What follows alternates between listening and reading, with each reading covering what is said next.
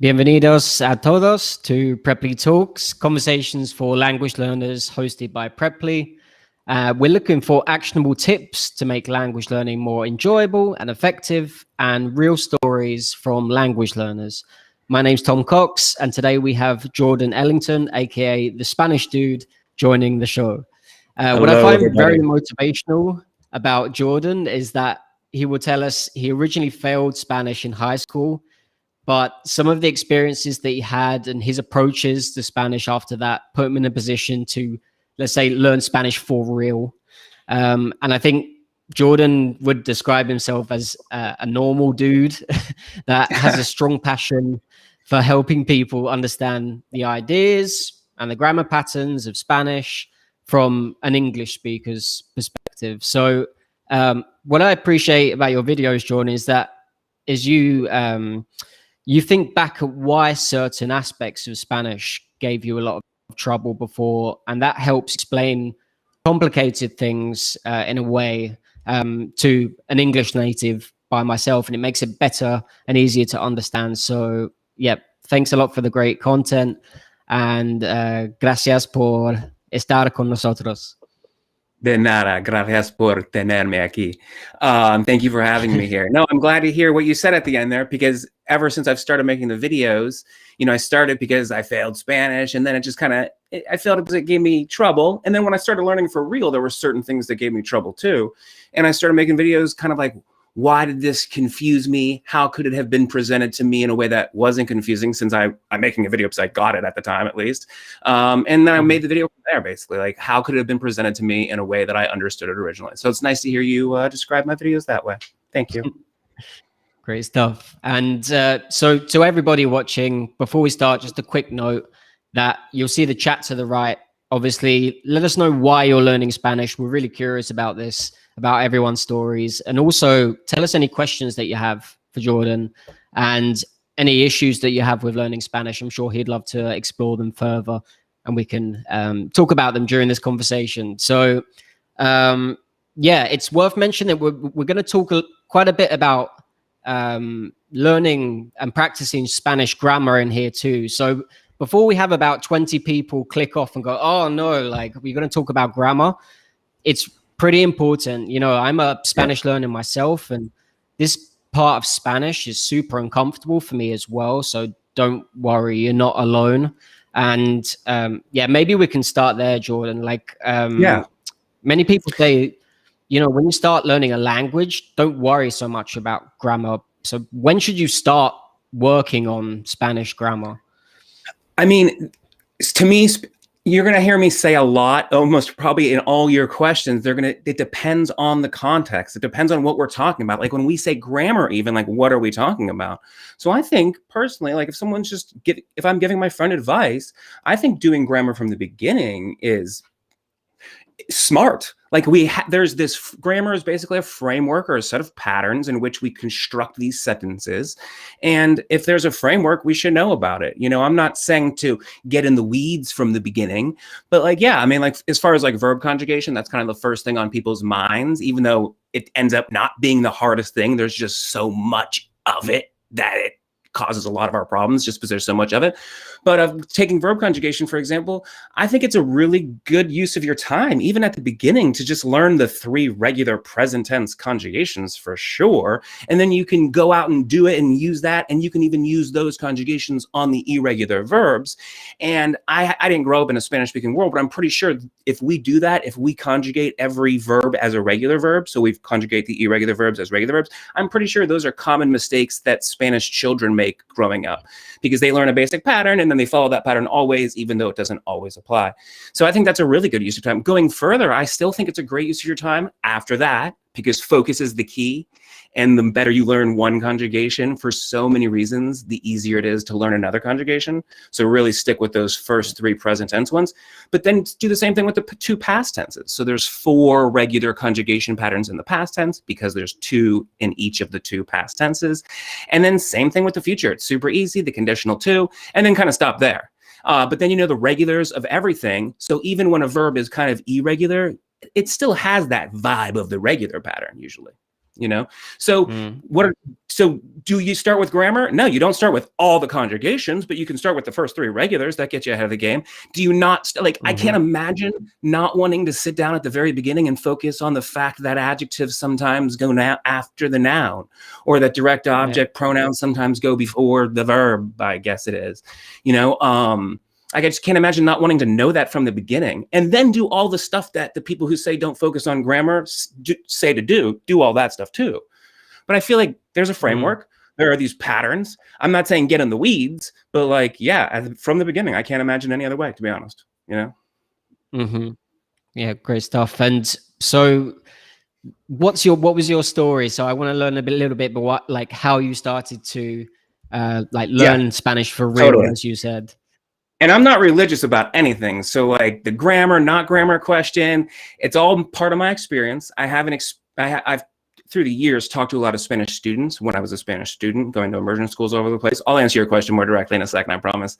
But I'm not religious about anything. So for the grammar and all that stuff, just whatever gets the job done. We're the decision makers in our Spanish speaking lives. That's one of the keys is we're just constantly gonna have to make decisions about how to spend our time. So whatever it is that fits you, if grammar, reading, fast, whatever, it doesn't matter. It all has its place. There's hardly any time someone suggests something that I'm that's a total waste of your time, other than the sleeping thing or something, learning when you sleep or something. But which I'm still not 100% convinced is a waste of your time. I'm open to the idea of there being something there. I just don't see it. Anyway, maybe dreaming, yeah. So I failed Spanish in high school, and it's the only F I got. I wasn't a good student, but that is the only F I got. So I was particularly bad at that. And before that, I just got in so much trouble when I was a kid for being really bad at Hebrew, basically. I kept failing Hebrew test after Hebrew test. So I was really not a language person. And even though I just said that stuff about grammar, when I started studying, I basically just did what I said to do, just the basics. I went through the table of, going a little too fast there. I failed Spanish. I do remember that I had a desire to learn. I took it over and got an A or a B or something like that. But it's just Spanish 1 and 2, 4 years though. Then I do remember I had a little bit of an interest in languages because I took Hebrew again, which I had been so bad at in college, just for fun. I didn't have any language requirements, but I went to school. All my classes were on video, but I went to school 5 days a week. So I already had an interest in a language. And then my last semester, I studied abroad in Holland. And I ended up living in this dorm with a bunch of Spanish people. And from the beginning, it was just most of them just didn't speak English. They were mainly there actually to get better at English because there was only so many spots on Erasmus, they call it in Europe, which is study abroad in Europe. There were only so many spots in the United Kingdom where the best place to learn, one of the best places to practice English is. But in Holland, everyone speaks English. It's not even, it's to say it's just their second language is an understatement. They almost all speak English perfectly.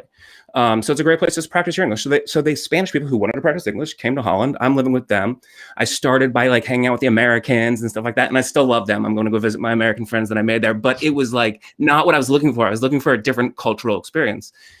And the Spanish were just so cool. They were we lived in this dorm. We all had 2 people in a room. And at all the Americans, most other nations too, the British too, we would all just go out to McDonald's or pizza or whatever it is, kind of separately or in our little groups. But they would all make a course of the meal for dinner in their own little rooms. And then they could go into one room, clear out all the furniture or set up a big circle of the tables and all eat all the food together. Almost, not every night, but 4 or 5 nights a week. It was the norm, And I was that's so cool. Anyway, so I was I have a choice here. And I wanted to ingratiate myself with them, kind of put myself in that group. And I just decided one day that I was going to learn Spanish. I told it in a video one day, there was a specific time where I was with this Spanish girl, Ana, walking home from the train station. And we just couldn't do it. We couldn't have the conversation I wanted to have. And I was boom, I remember the steps. I've been back to the steps. I'm going to learn Spanish. But I had said stuff like that in my life and never really did it. Follow through because it's a big undertaking, and I don't know if I realized how big of an undertaking it was, but I think I did because I'd already been through so much that I was just for some reason it was a great opportunity, and this kind of ties into my advice / common patterns I see from people who actually do go on to successfully learn Spanish. I don't like to use the word fluent but like in a conversational kind of like free way. But that could be clunky still. And like certain people you understand and certain people you don't. When you're tired, you don't understand as well. When you're drunk, you either understand better or worse. It depends on you and how drunk you are, or the situation, or how nervous you are about anything. Definitely helps. I would say. What's that? It definitely helps me, I would say. I think it tends to help. You know? Yeah. So I forget. So that's basically what happened. So I had about 4 or 5 months left in that semester. I switched out my roommate for a Spanish roommate, Raul. Love him, baby Raul. I actually started dating a Spanish girl. So I started traveling with them, hanging out with them all the time, sitting there a lot, not understanding a word of what they say, which I think is like a key step that we have to go through to get to the other side, basically. You know, like I don't see any way to like get conversational Spanish without being uncomfortably not understanding a conversation for a long time. It's better that way in a way, because you can try to like pick out what you want, like, because it's hard to get somebody to sit down with you for a long period of time and be real with you. It's harder to get better real practice than people talking amongst themselves. It's also like one of the hardest things to end up doing. So it's like a last step is that you're going to understand that conversation amongst Spanish people at the end of the night eating dinner. But it's an integral step, I think, is to be there and not understand. So I didn't know that at the time, but I was doing it because I wanted to be with my friends and my girlfriend and my roommate and all that stuff. So yeah, that's kind of like 2 steps. I was talking to a Spanish teacher that came to I'm in Orlando, Florida, came here, we met up and we talked, and we were talking about like kind of patterns we see. And 2 of them were people that go on to learn conversational Spanish, as clunky and as whatever it is still, go through some intense period of study, whatever that means. You know, it usually means some sort of grammar though. But it's in combination with a one-on-one video preply kind of thing, you know, like that is like that combination, that Pimsleur kind of thing, plus what I'm talking about, the grammar, you know. There's I can't imagine not going through an intense period of that. And then also some situation where you're forced, or you force yourself to be in a circle of people who are speaking Spanish and who it's not a tax on them to speak Spanish in front of you because they're talking amongst themselves or to each other. So like and this Spanish teacher actually did something like this, it turns out, but like in a perfect world, we'd all get jobs at like a fast food restaurant where I'm in Orlando, so there's a lot of Latino people here. So Spanish will be like commonly spoken at McDonald's, basically. You go there and you can still speak to each other there instead of like an office where you're not necessarily talking to each other so much. But like, that's the perfect environment where you're like forced to learn Spanish. That teacher learned Spanish that way. He went to some pizza place, but then he was energized by like the success he was finding with himself learning Spanish with the guys at the pizza place, that he signed up for community college courses or even regular college courses. I don't remember. It was like back in the 80s to like do the grammar stuff, because he knew that was the way forward to really get it going on. Because that's how we make our sentences. You can do it the natural way. You know, like people do it the natural way all the time, but it takes years and years and years. Just like, what are you going to do? Like, you have to, it's so hard when you're just in a non-speaking, Spanish-speaking country to pick it up naturally when you're going to have to find like 40 hours a week of Spanish-speaking world. That's like impossible, even if you have a job, you know? So, yeah, I remember in one of our previous webinars, we spoke to Ollie Richards, and he mentioned about having this tolerance for ambiguity, he called it, like having the understanding. I heard that. I was you're like, not going to understand. Oh, and it's like obviously like decreasing ambiguity, because like you learn more and more. And I've thought about that so many times since then, because that is key. You have to get comfortable like not understanding. That's almost a different ball game, but it's like the first step, and then ambiguity is the goal after not understanding. But then decreasing ambiguity, but it's still.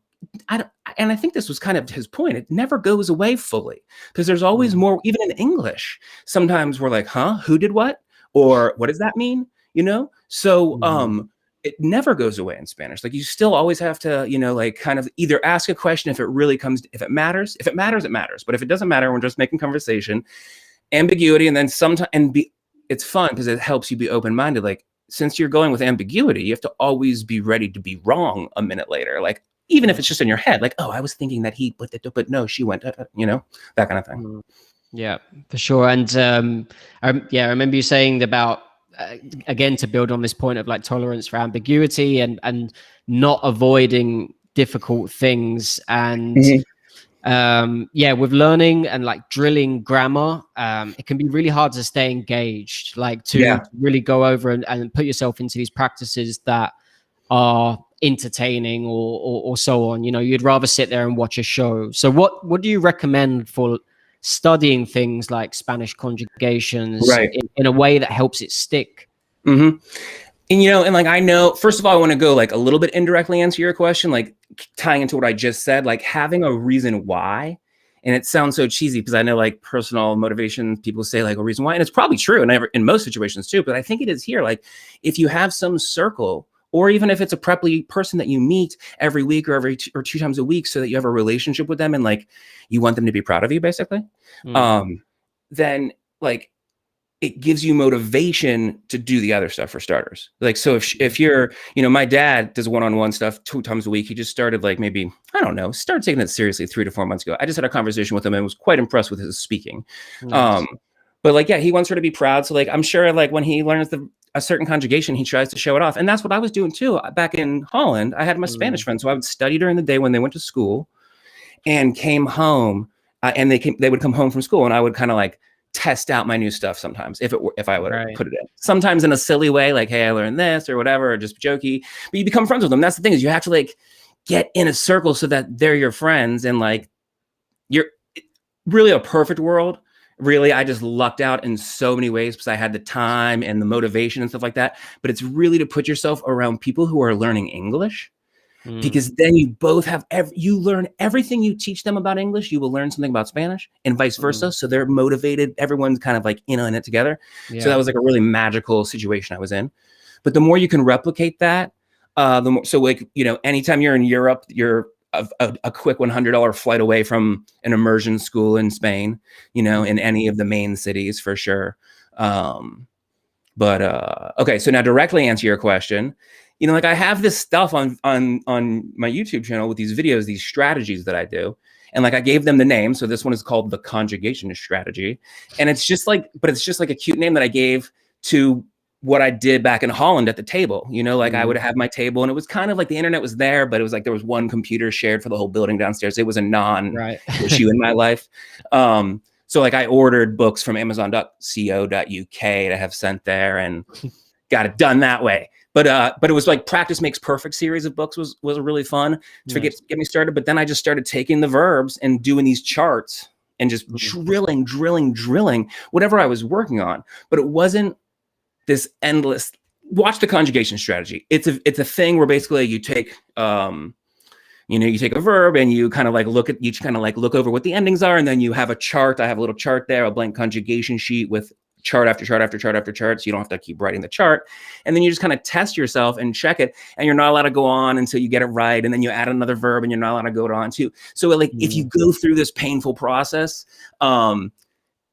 it will not give you a problem. And then again, like it's such a process that like if you do it and go through it, you'll have them down. And I'm not saying do hundreds at a time. I know I said painful process, how to make it fun. It was your question. That's friggin' weird that I just answered that way.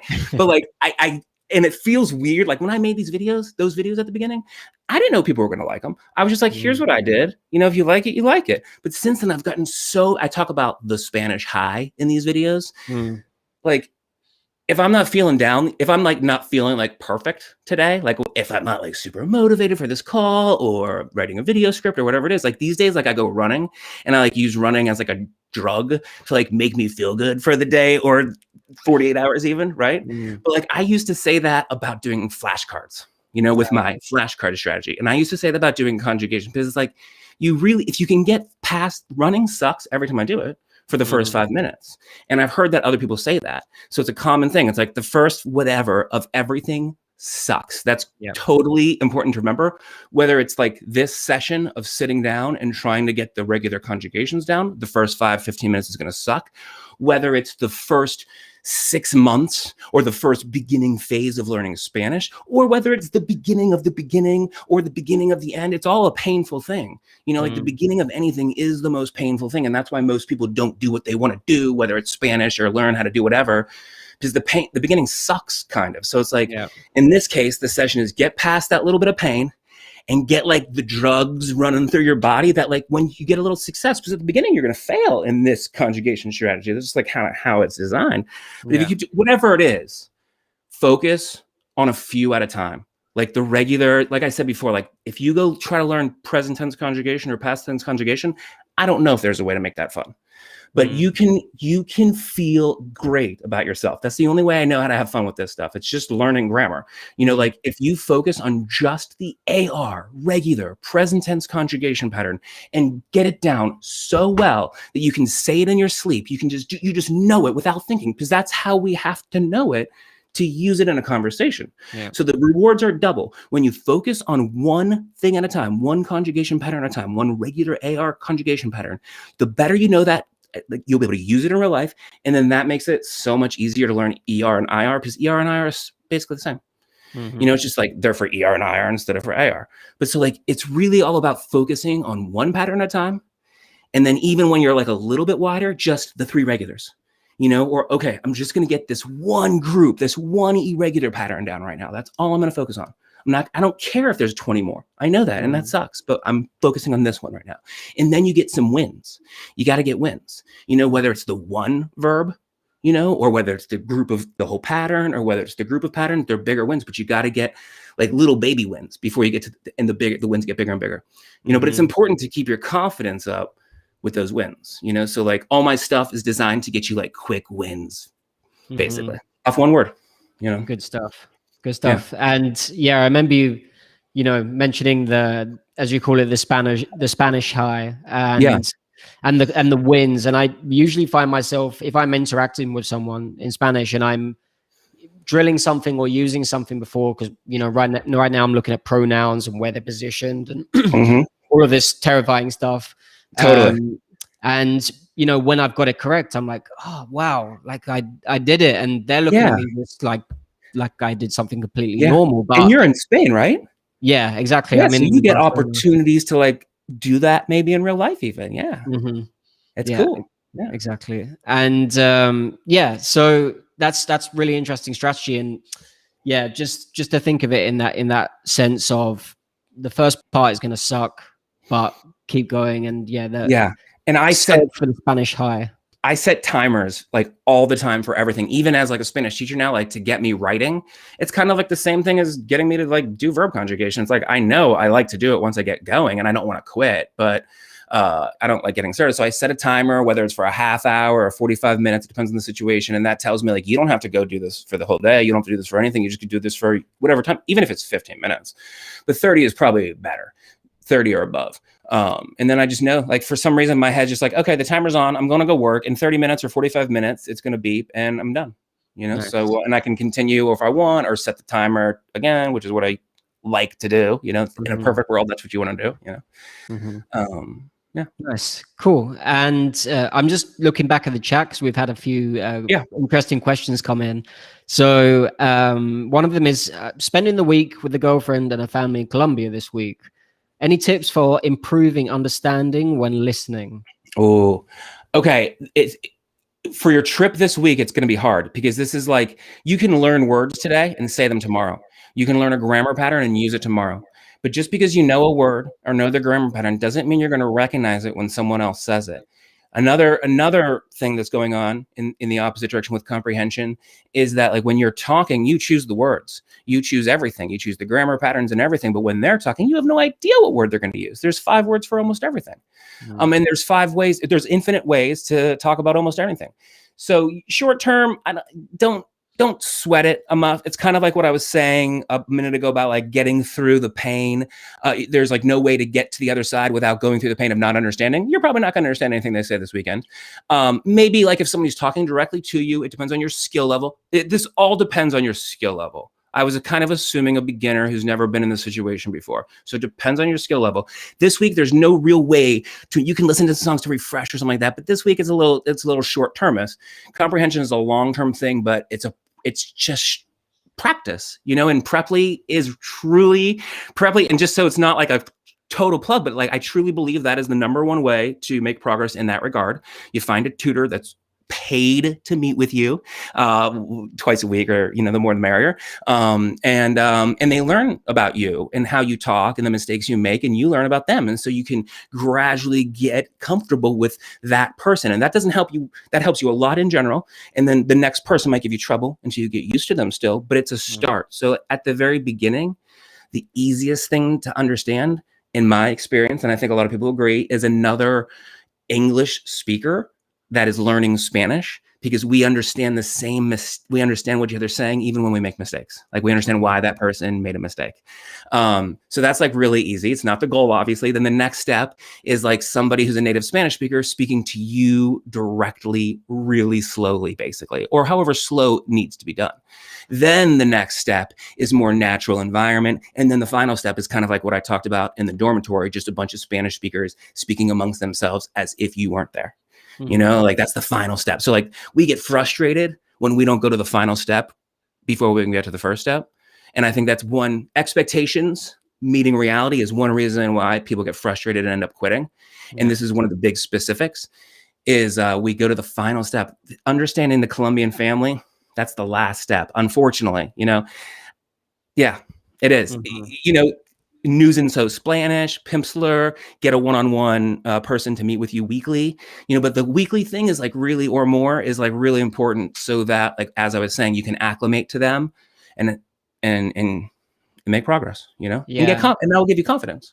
And I think I have a tip as well based on this, because I kind of experienced, or a similar experience. So I was meeting my girlfriend's family, and they don't speak English, and I met with my tutor, and I was like, this is kind of my Spanish exam, really, and how well I can comprehend and so on. Yeah. And I just asked for phrases that would, put me in a good light, or make right, me, for sure. Like pleasantries, you mean? Yeah, pleasantries, or even things like, I remember she sent me the phrase of, speak to me as if I were dumb. And that yes. that was a winner for them. They thought that was pretty funny.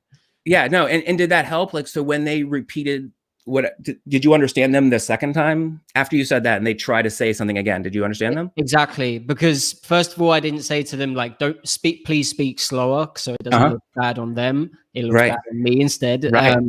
But yeah, from that point on, they were much slower and speak to me very clearly. And you understood them. I understood a lot. Yeah. Yeah. So like, my answer to the question before really depends on your situation. Like, if it's a possibility that if they speak slower, you'll understand them, definitely say at least despacio, and if you can say what you said, that's even better. But if there's no hope of that, don't get down on yourself, because you're going to the final step right away, Exactly. So yeah, when you do that, when you can understand Spanish people speaking amongst themselves, you are the champion of the world. Exactly. And good luck for the person sent that question through. Good luck. I hope it all goes well, and practice before you get there for sure. I wanted to move in just.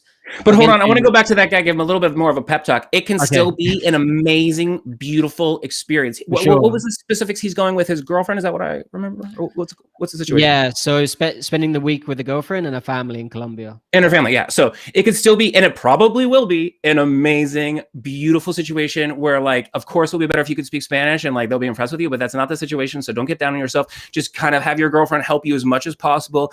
If you're anywhere past the very beginning, having your girlfriend just kind of like keep you on subject or on topic, like just like, hey, right now we're talking about grandma's knee or whatever, and just so you can like look for words that has to do with surgery or knee or whatever, so that's a good first step. But no matter what, like, as long as your girlfriend's there to take care of you as far as like some translation, you can still have like a beautiful, beautiful experience, and I'm sure you will. Yeah, Colombian people are like amazing. Yeah.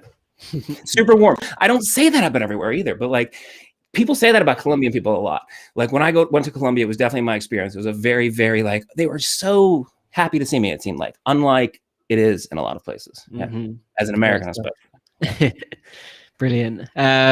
Great pep talk. So as well, I wanted to move into some other strategies. The one that you outlined that I thought was very interesting in your videos was the puzzle strategy. And I remember it because of the story you told about you being in Barcelona. You had been robbed, but you were doing this strategy that kept you really absorbed. It's true. So could you let us know what this strategy is all about? Yeah, And we can link it as well after when we publish the webinar. We'll link totally. it as well in the description. Yeah. I was like, I was in Holland, obviously. This is the semester I was, no, I guess not obviously. I was in Holland the semester I was studying Spanish. And I was just, my friends were going on the first week-long break. And I was like, I'm just going to stay here in Holland, study my Spanish. So everyone clears out of the dorm. And I was left all alone, literally. I was like, oh, this isn't so much fun. So I went down to the Schiphol airport. They had like this last minute deal that I always kept my eye on. Went to Barcelona and got there in late at night and was stuck on the street for a night and stuff like that. It was really fun. But I got a magazine, a Rolling Stone magazine with Jarabe de Palo on the cover, who was a singer. I think by that time I had already known him from my friends in Holland. He was a Spanish singer, like going through his peak at the time, and ended up being like one of my favorite singers. I listened to his songs all the time. Like he was very instrumental in learning Spanish. So like music is a huge thing. If you can like find some stuff you love that you're going to repeat and repeat and repeat over and over again, that's awesome. Better yet, sing it. So like back then I would have my girlfriend write down the lyrics to Jarabe de Palo songs. And then later the internet made it easier. Yeah, so I ended up on La Rambla with this Rolling Stone. And I just knew that it was good to go through it. And I kind of wanted to read what they were saying about Jarabe de Palo. And so I just started translating it, and I had a backpack there with me. So I put it down on the ground. I'm on La Rambla. Like now I know that it's like one of the craziest streets in all of the world, probably for tourists and whatever, pickpockets specifically. And, but this was my first time there. And I had been there maybe a couple years before, but before I started learning Spanish and knew anything about it. And I put my backpack on the ground, put my foot through the hoops so no one could get the backpack. And I just started tearing apart that article. I had been studying Spanish for some period of time. Maybe it was like a month or 6 weeks, but it was pretty intense. I was doing 4 to 6 hours a day, every day, 5 days a week. And so I knew the gist. I had all the basics down. So now I was trying to piece together all that low sat, what verb is doing who to what. I'm like, okay, so even if I translated some of the words, it's I don't know who's doing what to whom. Sometimes I'd have sometimes it'd be hard to even translate a word because I didn't know that conjugate. I didn't know sometimes I'd see a conjugated verb, but I didn't know it was a conjugated verb at the time. So I was so ignorant about this stuff still that I would look it up. I wouldn't see it. So I'd kind of maybe put a circle around it with a question mark. There would be, lines where just didn't know anything, maybe with a word with a question mark, and just kind of piece it together as a puzzle. And I know I listened to all these interviews last month, and I know he said to do the exact opposite. And I think they both have a place, so at the beginning, I in a perfect world, if you have all the time and patience in the world, even when you're sitting down to do the puzzle strategy, you would read through the article real quickly, just kind of peruse it, and then do what I'm saying. If that's your inclination and you have time, and then do that again after you do the puzzle strategy. It's kind of like in a spelling bee. You say the word, you spell the word, you say the word. That's what we do in the United States. I don't know if you do that. Apple, A-P-P-L-E, apple. Yeah, in a perfect world, they both have their place. It just depends on what you're trying. For me, at the beginning, to read the article, I knew nothing. So, I wasn't going to understand everything. It was basically Chinese. So now I would once you get going, and again, I think read it through, do the puzzle strategy. The cool thing about the puzzle strategy is it's awesome because it's fun. It's a story. Pick something that you're interested in. I picked this Jarabe de Palo article. So I really wanted to know what they were saying about him. And like you kind of alluded to, I got so focused and into it, not because there was a timer, not because I had to study, not because there's a test. I've never been tested on a level like a B2, C2, or I don't know anything about that. I don't even know what's higher and what's lower. But I just did it because I wanted to read the article. So I got so captivated that the girls next to me, there's these benches, a series of benches with probably 10 feet in between each benches. They're like, was there a bag below you? And I jumped up and I was like, there was a bag. And I ran up. They're like, he went that way. And I went to Plaza Catalunya, which is right there on the end of La Rambla. And the Hard Rock Cafe was there. I don't know if it's still there. And I found the guy. I kind of put my hand on his shoulder and turned him around. And there was this big ordeal. A bunch of people gathered around us and stuff. I got my backpack back, which had my passport in it. And anyway, it was fun to do the puzzle strategy. The cool thing about the puzzle strategy is it tells you what you need to spend your time on. So if you're getting stuck up on a certain conjugation pattern, well, that's something that you need to know to understand this article that you chose because you're interested in it. If there's a certain word in that article that you don't know, it's probably worth your time. I kind of said it a little bit at the beginning, deciding how to spend your time is one of the biggest things you'll have to do over and over again. It never ends. And what word like what words are worth your time is a big decision. You know, Yeah. because like at the beginning, it's not like, okay, like everyone needs to know rain and fall and window and all that stuff. But like once you're reading these articles, like a rolling, you have to be like, okay, do I really want to know that word? Like, or is it just going to come up in this one article? You know, so yeah, it's a good kind of like barometer of what you need to spend your time on. Because if you're getting stuck on it, you need to spend your time on it if you want to know about it. So the puzzle strategy is how do I use it practically? If I go through the article, for example, the article from first page to last, and basically pick out the words that are repeated or sort of contextual to determine what to spend your time on in the future. You're saying? Yeah. I mean, like, whatever patterns you see. So like so when I was struggling with that word and didn't know it was a verb conjugation, I had to keep going until I found out it was a verb conjugation. Now it's easy. You would just type it in exactly. It would come up as a verb conjugation. So you'd be like, okay, I just got stuck on the present tense of Estar. So I need to, if that happens 2 or 3 times with the conjugation, that means you need to learn the conjugations of the present tense of Estar. If you're messing up on Estar versus ser, that's a different situation. If that happens a few times, you need to practice Estar versus ser. If you know, street comes up, or if there's a word and you don't know what it means and it ends up meaning street, and like you're like, wait a second, it's not El Camino. I thought El Camino or calle was street. You know, like obviously there's more than one word for street like that. You know, if it comes up a couple times, then and it's street, then you probably want to know it. You know, like if a word or a grammar pattern. Gotcha. Yeah. So yeah, really, as long as you're picking the stuff. If it's scientific journals, it doesn't matter. But you're picking the stuff. You know. Great stuff. Yeah. Amazing. And yeah, you spoke a little bit about ser versus Estar, and that this for me is the worst. Yeah. I'm tripping up on S and Estar constantly. Totally. So are there any hacks for helping me choose the right ones at the right time? You're not alone. And I have to say that, like, you're not alone.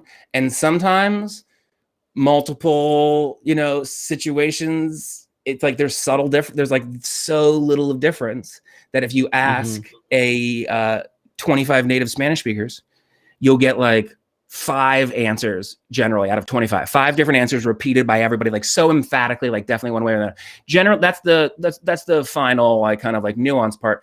Generally speaking, like I gave a shortcut in my video and some teachers don't like it, but it works for so many people. For temporary things, use estar, and for permanent things, use ser. So like if I was holding a glass in front of you, you know, like a drinking glass, like it is a glass forever. So este es un vaso, because it's permanently a glass. There's no changing that, right? But if it's empty, you know, it's just empty right now. I could fill it up in a second and then it'd be full. So it's temporarily empty. So este es vacío. You know, this is vacant. This is empty is what that means. So the first one was this is a glass. It's like a permanent thing. It's permanently a glass. Another fun example to illustrate the point is an apple, right? So an apple can be green for 2 reasons. It can be green because it's a green apple and it'll always be a green apple. Obviously, green apples rot and stuff like that. See, that's the thing is, like, to answer these questions, you have to follow the logic of the language, but there's usually multiple logics in reality. So you just have to figure out what the logic of the language is, and it's contradictory a lot of times. So in this case, my point with the apple was, it's like an apple can be green because it's not ripe yet, and it's going to be red in a few days. You know, like we eat that appetizer, fried green tomatoes, but they could be, I think, although maybe there are some species of tomatoes that stay green forever. Anyway, and then, or that's a tomato, never mind. But there's green apples that are green when they're ripe, and there's green apples that are green until they ripen. And so when they're green apples, es una manzana verde, but when it's not ripe yet, it could be está una manzana verde. Yeah. So the difference is whether it's permanently a green apple. Now, the reason the teachers don't like it is because the permanent temporary thing doesn't get you through a lot of situations. You know, like always, the one, it gets you stuck on some things, but it's a good, the way they want to say it, and I agree with them, is to say that for things that, to talk about something's state of being, you use estar, and to talk about something's essence, the essence of something, you use ser. And of course, that's the truth, you know, or that's closer to the reality. The reality is you just use a star whenever they use a star and ser, and we're trying to come up with the patterns here. you know, but like at the beginning, I didn't really get that, like state of being, essence. I just remember being like, it's all kind of like garbage in, garbage out, you know? So like the temporary permanent thing gets you through a lot of stuff, but the state of being permanent thing or the state of being essence thing gets you stuck on a lot of things too. And a lot of times you just have to think your way through a little bit. Like, so death is like they say in Spanish, they say like está vivo, está muerte. Yeah, like, so you are alive, you are dead. They use estar, which I would say is kind of like a temporary thing. And they would say the state of being, although I say it their way too. Like when I really teach it, I teach it both ways. It's just one's like a shortcut. Where was I going with that? What examples did I just give you? It with death and life. Oh yeah, with death. So it's like, okay, so like death, you're dead forever. Like, how is that temporary? And I was like, well, death is the opposite of being alive, right? Right? And you're not alive forever, are you? Being alive is a temporary state of being. That's why they use está vivo. And being dead is in that way. If it's not always, like, it depends on how you describe permanent. If it's from this point forward, that's fine. But if you look at all of time, which is kind of how I think it happened, not to mention what's really going on is they probably, my guess is, everyone believed in life after death. You know, so back then, like a lot of this stuff, I think is based on God. I think God makes the weather. I think that's what's going on, is like when we say like hace frío and hace calor, that means he or she makes heat, or she makes cold. So I would assume that the it or the he is God, you know. And in French, I'm told, I forget what it is now, but they say the he part. So they say, we don't know in Spanish what it is. Like it could be él or ella or usted even, you know. But in French, they say for it's hot out, they say he makes heat. He makes cold with il, I-L, I think, instead of L. So I think that's what's going on, is like a lot of stuff is God. You just kind of like look for so yeah, death is temporary. If it's the opposite of alive, and alive is temporary, death is temporary. So it's a bad example for them to make their case, although I think they have better examples that can make their case. So like they have a good case. That's just not a good example. So that's the rule. My rule of thumb is temporary, permanent. And then if you want to get like a little bit, you know, but no matter what, you got to think about it, because as being dead, like your state of being is alive. Is that part of your essence? You know, like, come on, you just got to memorize some of these situations. That's super interesting that there are really specific circumstances that are just, they don't seem to make sense to us that are learning the language, but they're automatic, you know, once you learn it to a certain level. Totally. And they do make sense in some way if you look for it. It's just sometimes it doesn't matter. It's not worth the effort. It's not worth the time. It's something fun to talk about, but doesn't matter in your Spanish progress. It just, like, who cares who makes the heat? It's hace calor. It's hace frío. Go. You know? Gotcha. Yeah. We received an interesting question, which says, when someone talks to you in Spanish, do you still translate it into English first in your head and then speak Spanish, or do you no longer have to translate it in your mind? I would say, like, right now it depends on the situation. It depends on the context. It really does. Like, so when I'm in Mexico for a month already, or 2 months, then it's probably a different situation. It's been a little while since I've been in a Spanish speaking country. So like, I don't know. It's hard for me to know that. I think for the more common things, I'm probably just Spanish to brain image, you know, because like really words, I say this all the time, like in my videos, words do not mean words. They stand for ideas. They represent these images, and they're used to represent these ideas and to create an image in our mind, you know? So it's like, I don't know how directly I go to image, how often, and what situations. In some situations, for sure. I know, like, some situations prove to me that I was thinking in Spanish, because I'm like, oh, I don't even know what the word in English is. You know, like, I can't think of it. So, or how to describe something, or how to say something. So like, yeah, if I've been in like Mexico or Spain or some Spanish speaking country for 3 months, I'm probably a lot more straight image to Spanish. Right now, because I'm like in Orlando for a couple of years now, it's probably a little bit more, but it almost doesn't matter as long as your brain can move fast enough at the time. So like, if I'm thinking in English when I'm speaking to, you know, my cousin's mom, who's this Cuban older lady, and like, she's kind of difficult to understand, it doesn't matter as long as I can keep the conversation going. So like, there's probably a little bit of both going on, but it's not conscious to me necessarily. Yeah. And if you have to really fully consciously think into the English, you're probably not going to keep the conversation going that much, I would think. You know, so like, if you can keep the conversation, I don't think it's like I think it's probably a spectrum maybe. So like, even in those situations I already talked about, but even like when I'm talking to my cousin's mother, and I can have like a half-hour conversation with her, but at the same time, like I'm definitely thinking in English sometimes, but I think if I'm thinking in English fully, there's no way I can think about her next word. So like there's this spectrum. It's like, okay, yeah. And it comes back to what Ollie was saying on that interview about accepting ambiguity, and then just be ready to have assumed wrong, Yeah, exactly. And I definitely think that's the case. Well, just in my experience as well, is that if I've been, dreaming in Spanish and then wake up and I'm reading in Spanish and then, I talk to my girlfriend, I talk to my tutor, I'm going to think of things in Spanish automatically. Totally. So it's just Yeah, about when I context. first started learning how to make websites back, I don't know what's going on now, but like back in the day, like they were made out of these things called divs and spans. Okay, like a div was a box and a span was a line, basically. And so like I remember like going camping with my friends like a few weeks after I started, like just like coding on text editor, and I was like, it's weird because they were coders, and I was like, it's so weird. Like now, like I look around and I just see divs and spans everywhere because you can do pretty much anything on the website with a div and with a box and a line. Just like make the line shorter, make it anything. So so you're like, yeah, like once you start doing something a lot, you start doing it in that language, no matter what it is. Like in Spanish is no exception. These black and white lines, only exist with learning a word. Learning a pattern and using it correctly. Like there's these black and white tests in Spanish where you can be like, yes, I got that right. But other than that, like everything's a spectrum. There's not, I wish there was so much these magic moments. There are little magic moments. Like the first time I had any conversation with anybody in Spain that night that I was locked out, I carried a lighter with me. Somebody asked if I had a lighter. I was like, yes, I have a lighter. And then we started talking for like a couple of minutes. And, that was like my first conversation. It was joyous, but like the conversation with like the Spanish, talking amongst themselves is like, you'll just understand a little bit more and a little bit more and a little bit more and a little bit more, Yeah, it's like most things, there's not these magic moments and we have to accept that.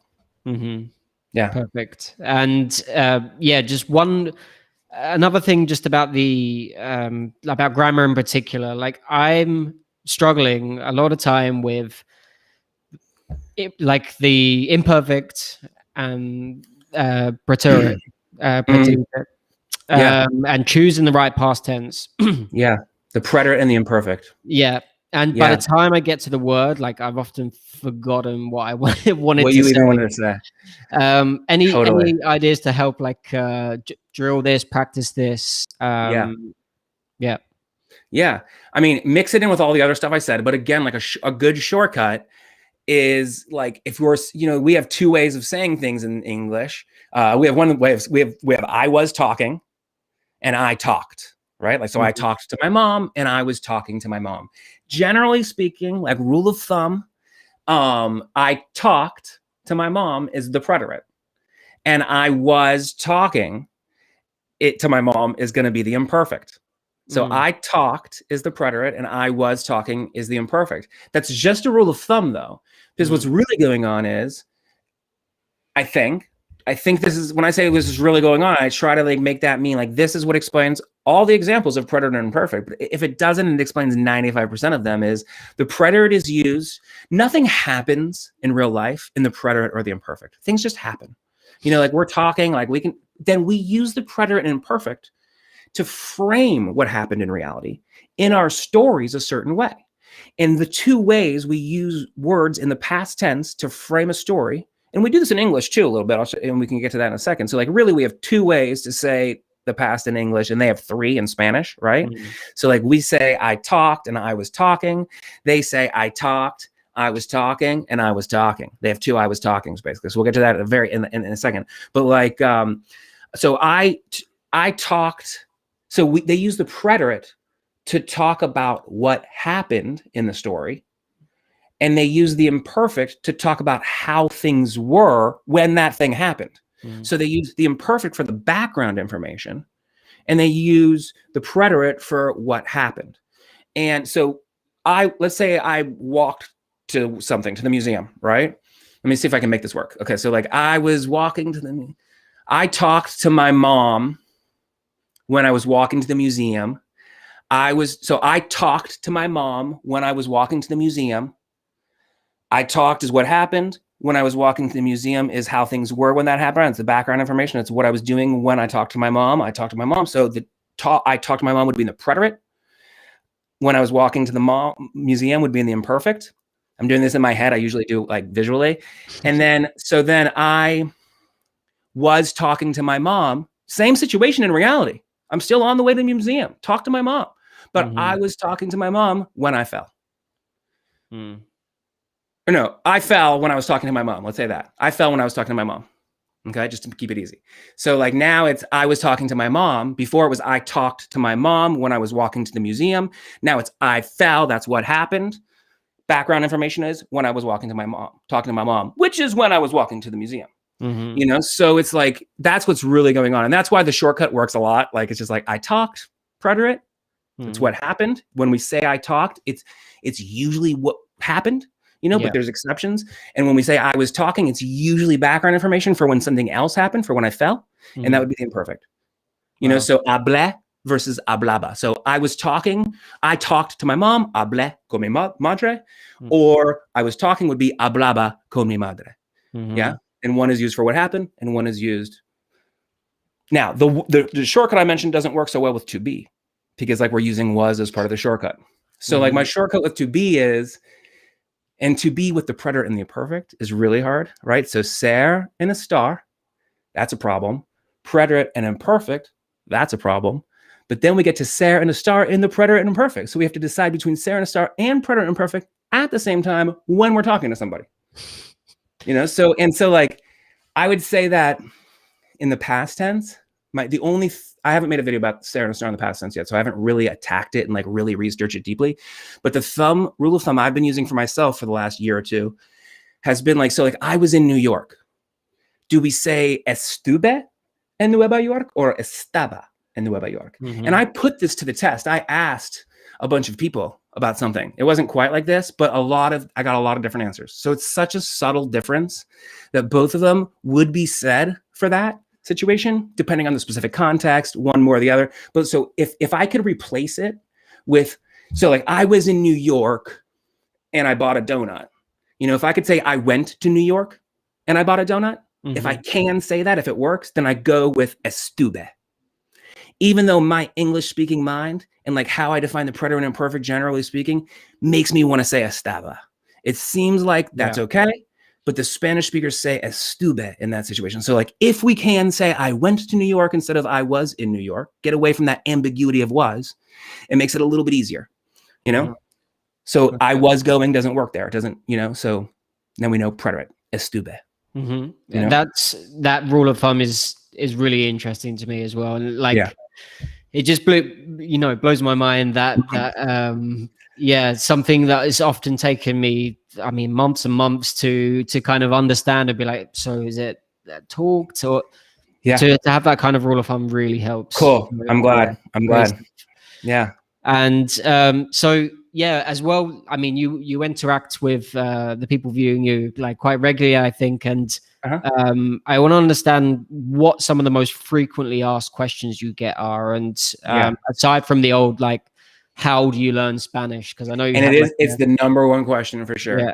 And I have these 2 videos, and like as I get distance between me and a video, I get embarrassed about it. And I loved REM growing up. Like I loved REM. They're my favorite band. I just love REM. And I heard Michael Stipe one time give a comment. He's like, he always loved each album he came out with, but by the time he came out with another album, he hated the previous album. And that's kind of how I am with my videos, but I still get these comments. I just got like these 2 crazy comments from these videos today, but a few years ago, I made these 2 videos, part 1 and part 2, how to learn Spanish. And I think they're like an hour long. It's like an impassioned, you know, I even forget the details, but this woman one of these women just like listed all the things, like there's checklists and things. It's motivation, it's specifics. I talk about other Spanish teachers and stuff like that, even that sell stuff. Like it doesn't matter if I don't view them as competitors, but if like it doesn't matter, you know, like it's just like if that's the best tool for the job, then I direct them there.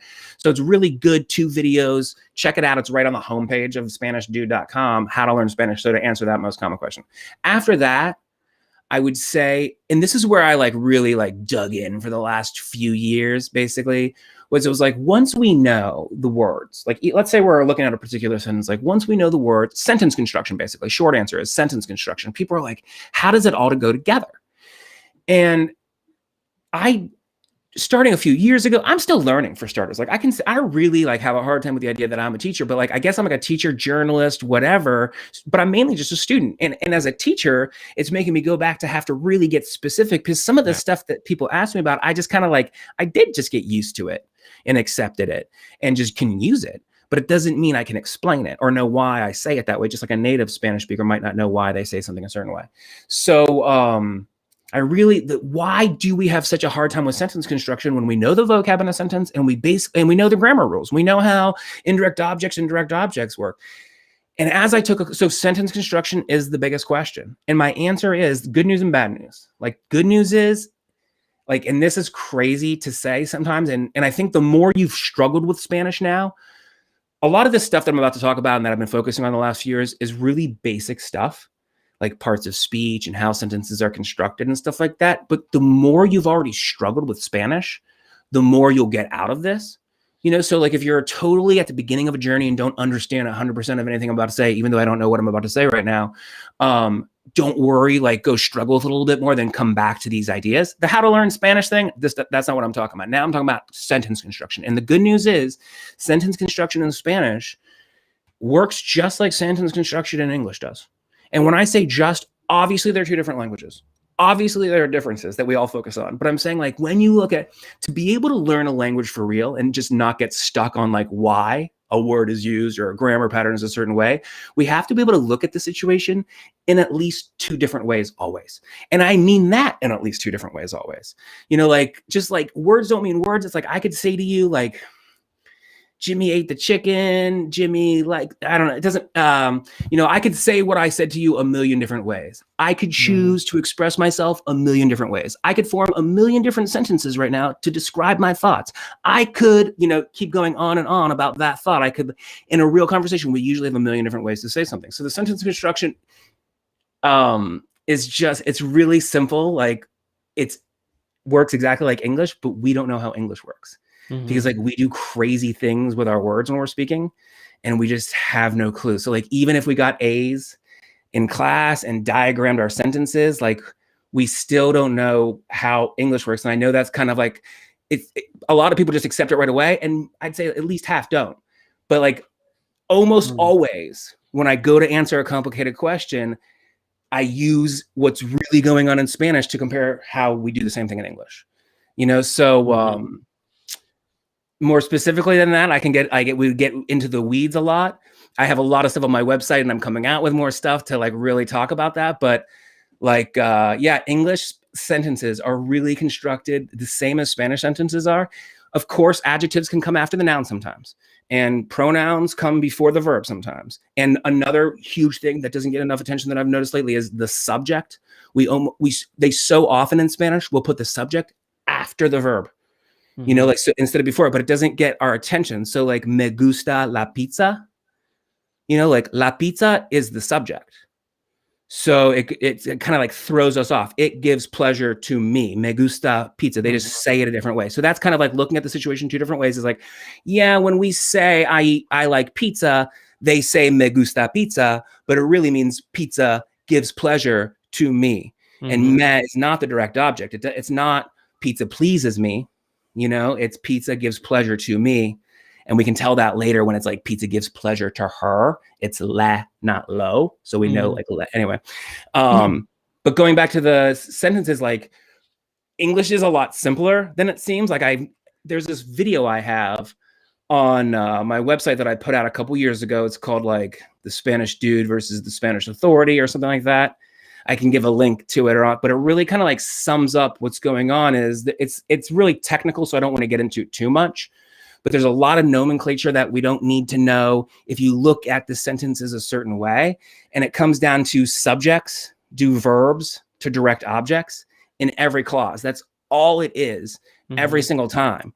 One of the key aspects that kind of like differs what I'm saying now between what most people say is there's always a direct object in a clause. Most people would say there's just a subject. There's always a subject and a verb, and then the direct object is kind of optional.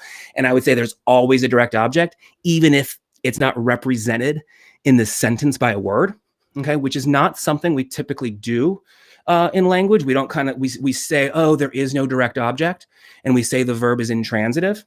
And I say, no, there is a direct object. The speaker just didn't say it for whatever reason. They didn't have to say it to be understood. And this is an idea that we readily accept when we're talking about subjects in Spanish. So like when we first start learning Spanish, they tell us all the time, like sometimes they don't say the subject in Spanish. You know, like we can just say like, if everyone knows we're talking about he, we can just say come la pizza or comió la pizza, like he ate the pizza. We don't have to say he every time or Jimmy or whatever. And that doesn't mean he's not there. It doesn't mean Jimmy's not there. It doesn't mean the pizza just got eaten or just ate whatever. It just eating miraculously happened. No, somebody had to eat the pizza. You know, the speaker just chose because of the context not to say it. They'd still be understood. And my point is that it's a little weird because like we're not used to it, but that's what happens with the direct object too. So then once we accept that there's a subject, there's a verb to a direct object in every clause, that's what happens every time. So all these phrases and clauses that we're working with, they all are serving as subjects, verbs, or direct objects, or as part of a subject, verb, or direct object, as in telling us more about it, like an adjective or an adverb. It's part of the subject phrase or the direct object phrase. And even prepositions, they connect a noun, and then a prepositional phrase serves as adjectives and adverbs and sometimes nouns. So it's really like we make subjects a one word, like Jimmy eats chicken. Okay, that's a noun doing a verb to a noun, or more specifically, a subject doing a verb to a direct object.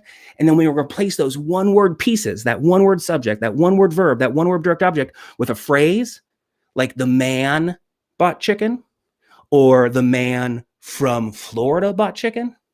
Okay, so now that's the subject, right? The man bought chicken is what bought chicken. That's the subject. It's all one subject. The man from Florida bought chicken. From Florida is actually, from is a preposition. So from Florida is called a prepositional phrase. That's actually serving as an adjective in the same way that Floridian would have been. So we could say the man bought chicken. We could say the Floridian man bought chicken. Floridian is clearly an adjective because it tells us more about the man, tells us where he's from. Now the man from Florida is a prepositional phrase serving as an adjective. So it's kind of the same thing, and it's all part of the subject. So the man from Florida is still just a subject doing a verb to a direct object. Then we can just, if you add a conjugated verb in there, so the man that comes from Florida or the man that came from Florida, so now came is the verb, that's a whole clause serving as the subject. The man that came from Florida, came is the verb, so that makes it a clause, okay? Bought chicken or ate chicken or whatever I said, there's your second verb. So we have a one clause sentence basically, with a second clause embedded as the subject. And so other than situations where it's two independent clauses, they're called, you know, Jimmy bought chicken and Kimmy bought chicken. You know, like other than these situations, and they get more complicated than that, obviously, but not much. Other than these situations where there's two independent clauses, and those clauses are still just subjects doing verbs to direct object, the big complicated sentences are often like maybe 75% of the time, really just one clause sentences with a ton of clauses embedded in them.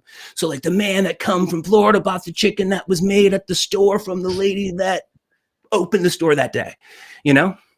But it's all just adjectives and adverbs telling us more about that original subject, verb, and direct object. And so, I think one thing to add is like, looking through your videos as well, you explain how English works comparatively with Spanish, and that, you know, I think this is, if we're going to understand how Spanish works grammatically, we also need to understand how our own language works as well. Totally. And at the beginning, you don't need any of the stuff that I'm talking about right now. At the beginning, to like memorize that adjectives come after the nouns, or that they are feminine and masculine and singular, but you don't need to know the stuff I'm talking about. So it does, if this isn't like what you want to hear, that's fine. Like I don't even suggest this necessarily at the beginning. Like go get that basic stuff down. The stuff we're talking about now is kind of when somebody stops and says, but why? You know, like, and like, if it's just a word means something, like, but why is always a fun conversation, but it's not necessarily a good use of our time for every word. Because like, if you know what why one word means, what it's, or used a certain way or something like that, it helps you with every other word, of course, but it just helps you with that word mainly. But like, if something's coming up grammatically, that's like messing with your mind over and over again, then why becomes maybe a good use of your time. And that's what we're talking about. So like when why becomes a good use of your time, and that's again a decision you have to make in each situation, this is the answer to that. And this is the answer to the sentence construction too. Stuff everyone wants to know sentence construction. They want me to make a video like I do about preterite versus imperfect with a shortcut. Sentence construction. But so for the last few years, I've realized that like, sentence construction, there is no sentence construction rules. It's just a product of all the individual patterns coming together in one set. Now I've learned that's true, but like there's this missing thing. And the missing thing is kind of what I was getting at with that missing context a lot of times. Like we are just constantly trying to speak faster. Like we need to get more information across just through society. We add words too. We add and make things longer sometimes too, but we're mainly just like making things shorter, making them more efficient. And so we're constantly like leaving out the direct object. Like if I say to you like, Jimmy, Tom, did you already eat lunch? I could say that to you, or I could say, Tom, did you already eat? It doesn't mean that I'm not asking you, that I ask you about eating nothing or air or anything like that. Although that would still be eating something, there would still be a direct object. I just didn't say lunch because like it's lunchtime. I'm talking about lunch. Now if it mattered, like if I was going for pizza, then I would probably like I wouldn't skip saying pizza because I'm like, hey Tom, I'm going for pizza, and then I already ate pizza.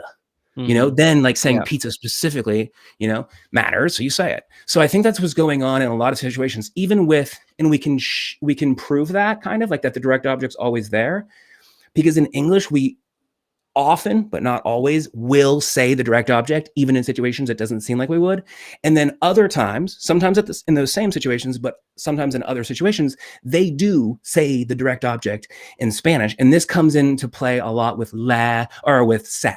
So se, a lot of times like, so why I remember being like really weirded out by the fact that they said like, Jimmy, he sits himself in Spanish, or he sits himself in a chair, or he sits in a chair in Spanish is basically like saying he sits himself in a chair. Jimmy se sienta en un asiento.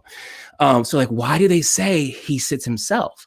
And then I realized it's like, he always sits himself in a chair. We just usually don't say it because it's so duh. I call that default context. It's so duh, so default that we don't have to say Jimmy sits himself in a chair every time. They do in Spanish. They say it that way. I don't think they would ever not say there.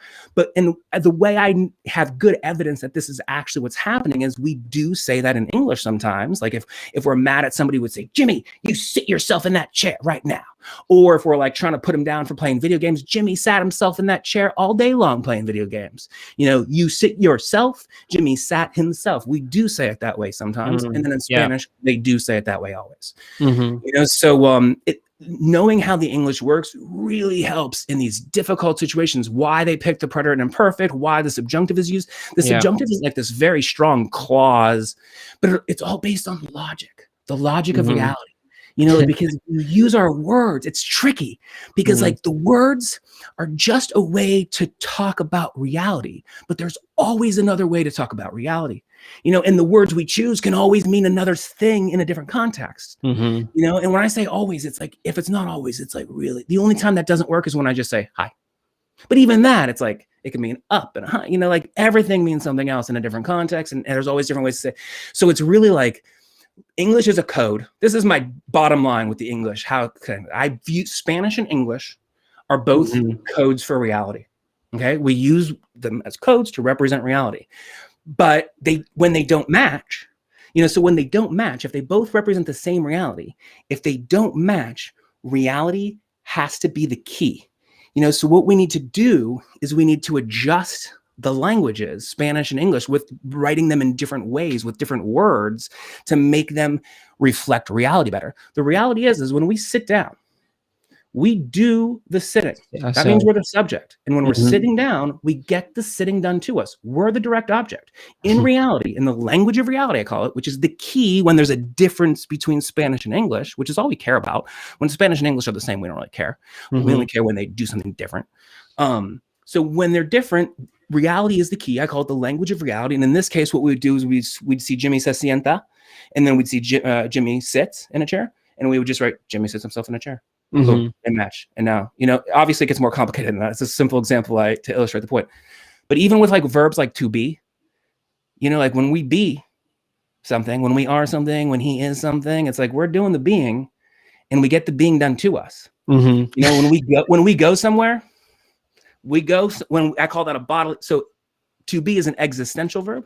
When we do existential verbs, we're the subject and the direct object, even if it's not said in one of the languages. And when we do a bodily movement verb, when we go somewhere, when we jump in something, when we turn around, those are bodily movement verbs. We only need our bodies to do them. And we are the subject. When we jump, we do the jumping. And when we jump, we get the jumping done to us, just like us sitting down, you know? And so that's why in Spanish, a lot of times they say that, you know, Jimmy went to the store, could be Jimmy se fue, he took himself, you know? So it's what's happening in reality. It's just sometimes so hard to see because we're so used to our words, you know, and that's how we depict reality, you know? Yeah. Amazing. So, I mean, it's a lot to take in. It is. And I think when, you know, like you said, understanding how these things work, if we want to take it to that stage, then it's essential for us to like take it to the next stage in Totally. Spanish. And that's something that I'm doing right now. And it's really interesting for me. So I think to begin wrapping things up here, I just wanted to get like a couple of words of motivation from you for those watching, for those that are just maybe starting out in Spanish or just taking that step further about making themselves improving themselves in Spanish. Totally. Yeah. I mean, it's learning the language is so much easier than people make it sound and so much harder. But I would say that like my dad is truly doing an awesome job right now. I just had a great conversation with him. He's been at it for a few months and he's doing like, you can totally do it is my point. Like even I learned at a table by myself. I had my Spanish friends there, but like, even if you're in a non-Spanish speaking country at a table with a grammar book and the internet, you can do this seriously. Like my dad just talked and he was definitely doing what I used to do, like being insecure about his listening skills. So he was trying to control the conversation by talking, but that's fine. He'll learn how the comprehension comes slowly. He was talking and talking and talking after just a few months of really going at it. He has been going at it for a couple of years, but a few months is when he really started doing the tutor every 2 times a week and the Pimsleur and my videos, of course. No, it's really remarkable. And I remember being at these Spanish schools where like after 1 week, people would just be like having clunky conversations. So like no matter what, just like take it in baby steps, focus on one thing at a time, and don't believe the 3-month hype like out there that like if you do everything that we say to do in 3 months, if you commit yourself, if you spend the time, if you go to Spain, if you get a Spanish girlfriend, all these things that if you do it for 3 months and then you're kind of like dejected that it didn't come true, like that's just like, I don't know anyone who that happens. It's a long journey. So don't be disappointed with yourself and like quit because you have to like just keep going. But I talk to people all the time who do keep going and they get it. Like I see amazing things. You know, people send me pictures from trips that they're on and speaking Spanish success stories with buses and things like that. Like no matter what, get yourself in front of somebody that speaks Spanish and get some wins. So get a tutor if you're not going anywhere, take a trip if you can, better, you know, and just go order a taco, get started. Like it really, it's amazing and it feels amazing if you start slowly. It can feel horrible if you expect yourself to go to the final step at the beginning. That's all I got for you. Amazing. Amazing. Yeah. Small wins. That's what I'm aiming for. But no matter what, no matter how long it takes, really just go for the experience. It sounds horrible, but like like the people you meet along the way, whether it's a preply tutor that you meet 2 times. My dad talks about his tutor, Regina, like all the time because it's his great friend now. Yeah. Like they talk 2 times a week. So like, it almost doesn't matter to him if he gets the verb wrong or whatever wrong, because he's talking to his friends. So like find something where you can enjoy the process of it, even if you're not achieving certain levels on Duolingo or whatever. I had these 2 people who met one time as a practice partner thing. And then I didn't know it was going that well. And they were meeting all these times, but then I got a picture of them in Colombia together. This was before COVID. And it's just, they got a partner. And then I don't think it mattered how good one was or verb this or not understanding to get an arepa or whatever in Colombia. They were enjoying the friendship aspect or the traveling aspect. To me, traveling and learning language was so connected. So, and that's like, it is for a lot of Spanish learners too, that try to find something that you really enjoy the aspect of it more than just learning the language. So whether it's the music or the food or a person they have a relationship with or something like that.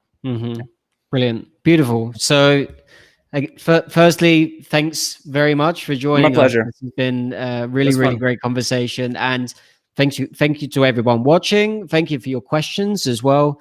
Don't forget to check out the Spanish Dude YouTube channel in the description to obviously improve your Spanish, take on these really difficult challenges, and yeah, go out and get there and learn Spanish. So thanks a lot, everyone. Bye, everybody. Bye bye.